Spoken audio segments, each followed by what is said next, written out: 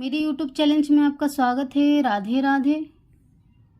विनायक चतुर्थी व्रत कथा। श्री गणेश चतुर्थी व्रत कथा। कथा के अनुसार एक बार भगवान शिव और माता पार्वती नर्मदा नदी के किनारे बैठे थे। वहीं माता पार्वती ने भगवान शिव जी से समय व्यतीत करने के लिए चौपड़ खेलने को कहा। शिव जी चौपड़ खेलने के लिए तैयार हो गए, परंतु इसके पश्चात हार जीत एवं करने वाला देखने वाला कोई न था। भगवान शिव जी ने कुछ तिनकों को एकत्रित किया और उससे पुतला बनाया और उस पुतले पे प्राण डाल दिए।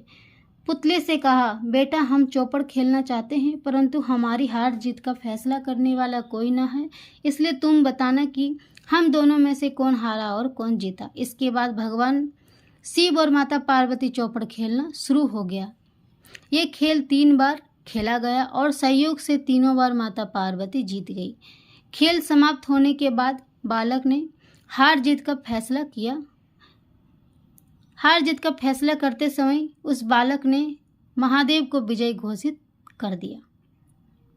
ये सुनकर माता पार्वती अति क्रोधित हो गई और क्रोध में उन्होंने बालक को श्राप दे दिया कि तुम लंगड़ा हो जाओ और कीचड़ में ही पड़े रहो। बालक ने माता पार्वती से माफ़ी मांगी और कहा कि माँ मुझे माफ़ कर दो, हमसे बहुत बड़ी त्रुटि हुई है। बालक द्वारा माफ़ी मांगने पर माता ने कहा, यहाँ गणेश पूजन के लिए नाग कन्याएं आएंगी, उसे कहे अनुसार तुम गणेश का व्रत रखो, ऐसे करने से तुम मुझे प्राप्त करोगे। यह कहकर माता पार्वती शिव के साथ कैलाश पर्वत की ओर चली गई। 1 वर्ष के बाद उसी स्थान पर नाग कन्याएं आई। तब नाग कन्याओं से श्री गणेश की व्रत की विधि मालूम करने के बाद उस बालक ने 21 दिन लगातार गणेश जी का व्रत किया। उसके पश्चात गणेश जी प्रसन्न हुए। उन्होंने बालक को मन चाहा फल मांगने को कहा। उस बालक ने कहा कि हे विनायक, तुमने इतनी शक्ति दीजिए कि मैं अपने पैरों पर चढ़कर अपने माता पिता के साथ कैलाश पर्वत पर पहुंचूं, और यही मेरी प्रसन्नता है।